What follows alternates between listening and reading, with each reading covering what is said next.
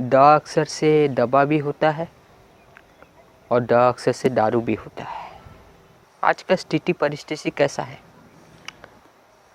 आज दवाई महंगी है परंतु दारू सस्ती। क्या इस स्थिति को, इस परिणाम को जो आज दिखाई दे रहा है, आप सही मानेंगे? क्या इसी को सही ठहराया जाएगा?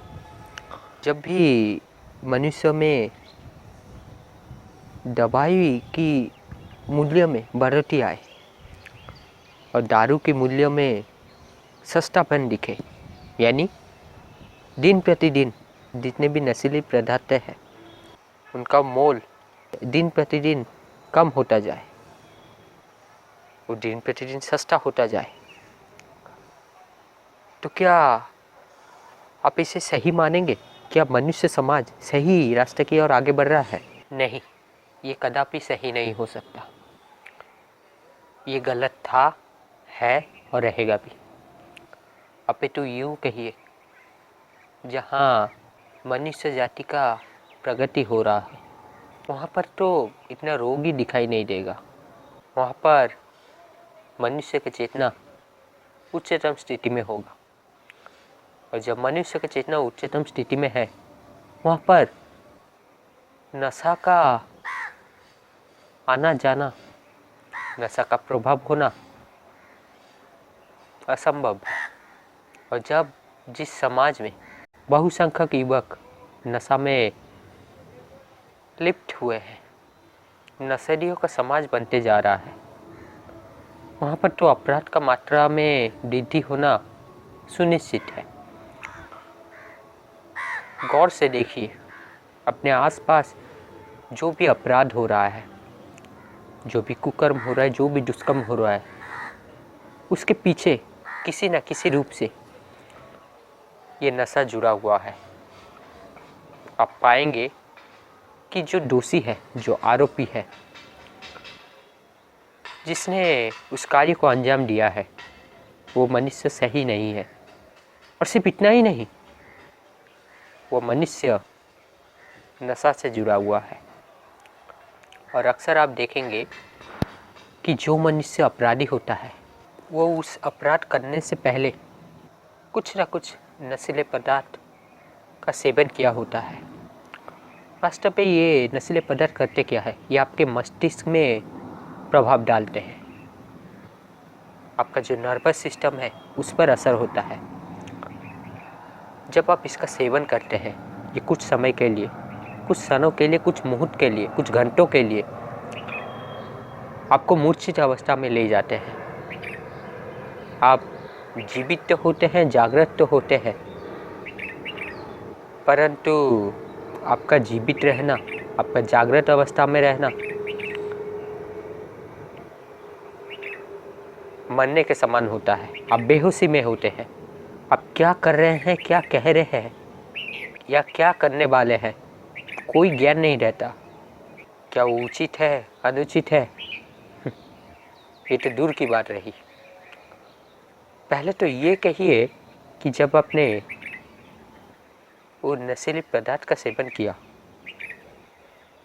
तब उचित अनुचित का तो आपने चिंतन ही नहीं किया, और अब उस नशीले पदार्थ को सेवन करने के बाद उचित अनुचित, धर्म अधर्म का कैसा आप निष्पत्ति ले सकेंगे? कैसे इस पर विचार डालेंगे?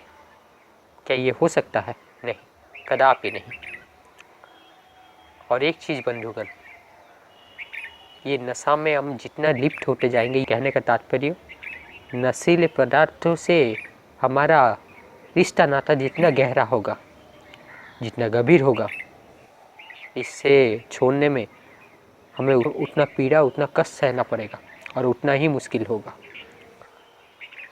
वास्तव में क्या ये नशा आपको गुलाम नहीं बना रहा है? क्या आप इसके आदी नहीं हो जा रहे हैं? आप कहेंगे कि संसार में नाना तरह के चिंताएं सताती है, स्ट्रेस होता है, टेंशन होता है, इसीलिए हम क्या इस नशीले पदार्थ का सेवन करते हैं। इतना स्ट्रेस, इससे टेंशन होता है, क्या सिर्फ आपको होता है और किसी को नहीं होता? दूसरा बात, ये आज ही क्यों हो रहा है, पहले क्यों नहीं हो रहा है? क्योंकि ना हम बदल गए हैं, हमारा जड़ बदल गया है। सिर्फ एक ही कारण नहीं है, बहुत सारा कारण है। हमारा लाइफस्टाइल, हमारा खाद्य, हमारा चिंतन शैली, हमारा विचार शैली, सब कुछ, हमारा कार्य शैली, सब कुछ हम बदल चुके हैं, या फिर यूँ कहिए हम बदल रहे हैं। तो फिर परिणाम भुगतने से क्यों झिझक रहे हैं? परंतु दोष आप स्वयं को नहीं देंगे, निंदा स्वयं का नहीं करेंगे, दूसरा पर दोष डालेंगे, कहेंगे कि उसके लिए हुआ है, इसके लिए हुआ है, परिस्थिति अच्छा नहीं था, ऐसे ना जाने कितने एक्सक्यूजेस लाएंगे। और वास्तव में बंधुगण, ये जो मैं दवाई का बात किया, जो दारू का बात किया, अगर वो सत्यनिष्ठ समाज हो, वो दादाजी समाज गढ़ा हुआ हो, समाज किससे बना है? मनुष्य से समाज बनता है। यानी अगर मनुष्य का चेतना उच्चतम स्थिति में हो, वो बोध विवेक ज्ञान के आधार से जीवन जीता हो, बोध विवेक ज्ञान के आधार से सब कुछ करता हो, उसका चयन भी इस पर निर्भर है, तो फिर क्या उस समाज में ज़्यादा रोगी पाए जाएंगे या ज़्यादा निरोगी पाए जाएंगे? उस समाज में ज़्यादा निरोगी पाए जाएंगे। ज़्यादा रोगी हुए यानी बहुसंख्यक लोग रोगाग्रस्त हुए, इसका मतलब तो ये है कि समाज का दिशा दर्शन, मनुष्य का दिशा दर्शन, मनुष्य का चेतना, मनुष्य का ज्ञान, मनुष्य का बुद्धि, मनुष्य का विवेक सही कार्य नहीं कर रहा है। हाँ, किसी मुहूर्त में, किसी एक साल ऐसा हो सकता है, क्योंकि ना बड़ा पैंडेमिक, बड़ा एपिडेमिक आ सकता है, जैसे कोविड-19 आया था। परंतु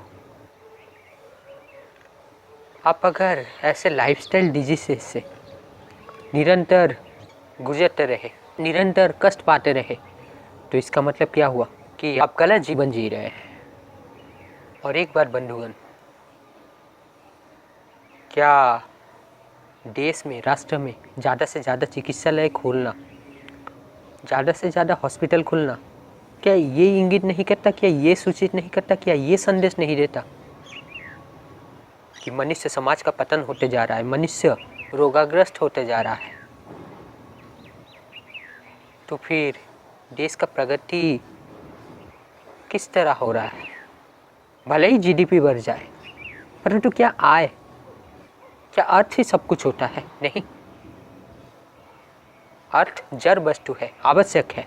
ये नहीं कि ये पैर के धूल के समान है, नहीं। अगर अर्थ नहीं रहेगा तो जीवन जिएंगे कैसे? जीविका आवश्यक है, परंतु ये उद्देश्य नहीं। जीविका अर्थ एक गाड़ी में डालने वाले पेट्रोल के जैसा होते हैं, फ्यूल के जैसा होते हैं। पेट्रोल, फ्यूल, डीजल उतना चाहिए जितना कि गाड़ी को आवश्यकता है, ताकि गाड़ी को मैं सही स्थान पर पहुंचा सकूं, अपने लक्ष्य स्थल पर पहुंचा सकूं, और अपने लक्ष्य स्थल पर पहुंचकर अपने लक्ष्य को हासिल कर सकूं। क्या आप ऐसा कभी भी करेंगे कि जितना अधिक पेट्रोल हो, जितना अधिक डीजल हो, उसको संचित करते जा रहे हैं, और आपके पास गाड़ी कुछ भी नहीं? उसका क्या लाभ, क्या मूल्य? नहीं, कुछ भी मूल्य नहीं। जितना आवश्यक है उतना अवश्य करेंगे। वास्तव में ये और एक विषय हो जाएगा।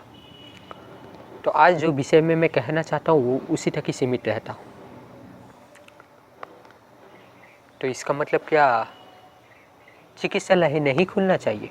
अवश्य खुलना चाहिए। क्या हॉस्पिटल नहीं खुलना चाहिए? क्या मेडिकल का पढ़ाई नहीं होना चाहिए? अवश्य होना चाहिए।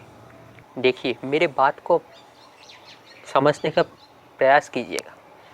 मैंने कभी ये नहीं कहा कि ये सबको बंद कर दो, ये सबको हटा दो, ये सब गलत है, नहीं।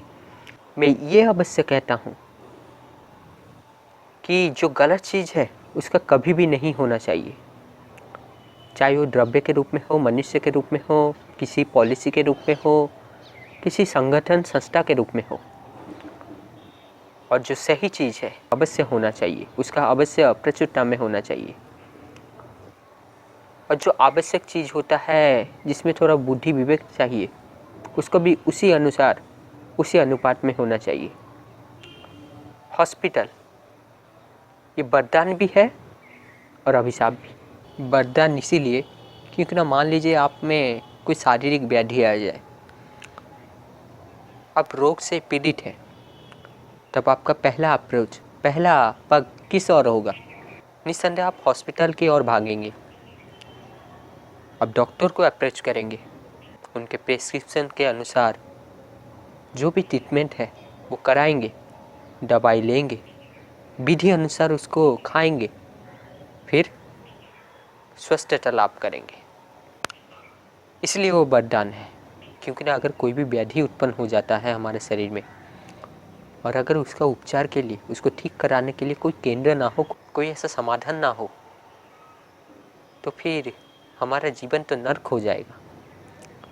परंतु इस जीवन को, इस नर्क से मुक्त रखने का मार्ग प्रशस्त करता है ये चिकित्सा। वही दूसरी तरफ ये अभिशाप भी है, क्योंकि न ज़्यादा से ज़्यादा चिकित्सालय खोलना मतलब ये है कि ज़्यादा से ज़्यादा उपचार हो रहा है। और यहीं पर एक साधारण मनुष्य यही सोचेगा कि ज़्यादा से ज़्यादा चिकित्सालय खोल रहा है मतलब बहुत अच्छा हो रहा है, सब लोग रोग मुक्त हो रहे हैं। परंतु यहीं पर अगर आप में बोध होगा, ज्ञान होगा, विवेक होगा, आपका दृष्टि बहुआयामी होगा, दिमाग खुला होगा, बॉक्स माइंडसेट नहीं है, क्रिटिकल थिंकिंग करते हैं, तब फिर आप इस पर थोड़ा गहन सोच रखेंगे। आप ये जान पाएंगे कि ज़्यादा से ज़्यादा चिकित्सालय खुल रहा है, ज़्यादा से ज़्यादा हॉस्पिटल खुल रहा है, ये तो देश का प्रगति नहीं है। जीडीपी बढ़ जाने से क्या हुआ? कुछ नहीं होता, जीडीपी तो बढ़ गई, परंतु जो मानसिक शांति है वो खो गई। जो चैन था, जो सुख था, जो आनंद था, सब कुछ खो गया। जो प्राकृतिक जीवन शैली होती है वो खो गया। हम बनावटी कृत्रिम जीवन जीने लगे हैं, भीतर से सदा असंतोष। और हमारा लक्ष्य क्या हो चुका है? भोग। वास्तव में भोग सदा ही तरुण रहता है, परंतु भोग को धारण करने वाला भोगी सदा रोगी हो जाता है, वृद्ध अवस्था को प्राप्त हो जाता है। परंतु भोग का कभी भी वृद्धापन नहीं आता, कभी भी भोग का वृद्धावस्था नहीं आता, वो सदा किशोर, सदा तरुण रहता है। क्या इस बात पर आपका कोई अलग मत है? आशा करता हूँ नहीं। तो बंधुगण, आशा करता हूँ मैं अपने शुद्धतम बुद्धि में जितना भी प्रकाश डाल पाया, जितना भी कहा है, उतना आपको समझ में आया होगा कि चिकित्सालय का होना आवश्यक है। परंतु ज़्यादा से ज़्यादा चिकित्सालय देश में होना मतलब ये सूचित करता है कि समाज का प्रगति नहीं, समाज का पतन हो रहा है। ज़्यादा से ज़्यादा डॉक्टरों में वृद्धि होना मतलब ये सूचना देता है कि हम रोगाग्रस्त होते जा रहे हैं दिन प्रतिदिन। और कैसा भविष्य, कैसा विश्व गुरु, सही ना? पूछिए अपने आप से। आज तो परिस्थिति है कि आज दवाई महंगी है और दारू सस्ती। क्या ये स्थिति सही है? नहीं। पर ये कहिए कि सही समाज में, सही राष्ट्र में क्या दवाई सस्ती होनी चाहिए और दारू महंगी, ताकि जितने भी नशीले पदार्थ हैं, जितने भी नशा युक्त चीज़ें हैं, वो अति सुलभता से, अति सहजता से सबको प्राप्त ना हो। इससे क्या फ़ायदा मिलेगा?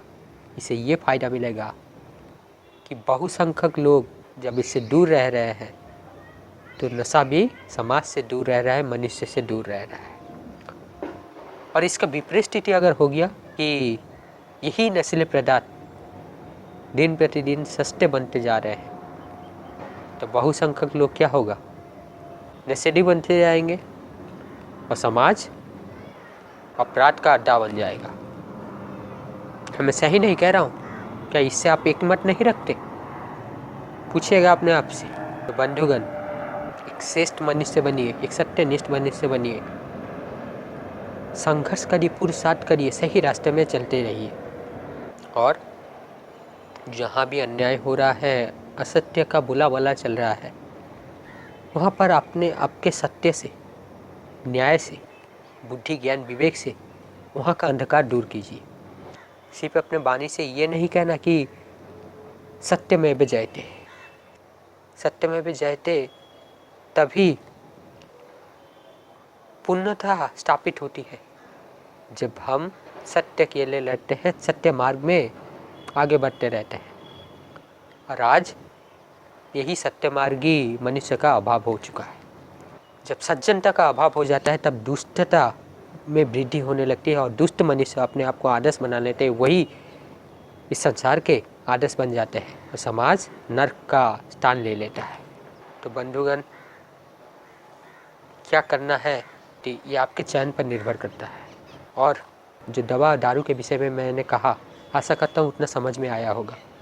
पहले एक साधारण स्तर पर मैंने कहा कि दवा दारू में क्या सस्ता क्या महंगा होना चाहिए। दूसरी स्थिति उससे एडवांस लेवल थोड़ा मैं गया, क्या कि क्या दवा दारू से समाज का हित जुड़ा हुआ है या फिर दोनों ही अपने लिए अहितकर होता है। और इन दोनों में से एक चीज़ सही है तो वो कौन सा चीज़ है, और दूसरा वो सही चीज़ के सदैव सही है, वो कब वरदान है कब अभिशाप है। अगर बुद्धि विवेक पूर्वक जीवन को चलाया जाए, शासन किया जाए, तभी राष्ट्र का प्रगति होता है। अन्यथा चाहे वो जीवन हो, चाहे वो समाज हो, चाहे वो राष्ट्र हो, देश हो, कुशासन चलता रहता है।